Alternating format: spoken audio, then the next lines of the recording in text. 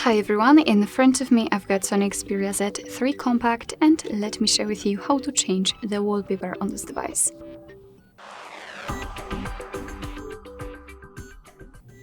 So let's start with opening the settings, which are right here.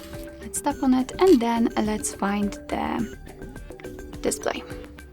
Now we have to tap on the wallpaper, and right now we have to decide which section we want to customize. So let me pick home and lock screen, and here we've got some albums from which we can choose the wallpaper from. I will pick something from the static wallpapers, which are pre-installed on this device, but you can pick your own photos or live wallpapers. Let me tap on it, and as you can see here we've got some options from which we can choose.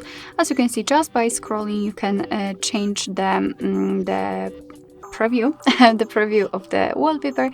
So all you have to do is to basically find it and then tap on set wallpaper. Now let's go back, and as you can see the photo has been applied successfully. Alright, so that'll be all. Thank you so much for watching. I hope that this video was helpful, and if it was, please hit the subscribe button and leave the thumbs up.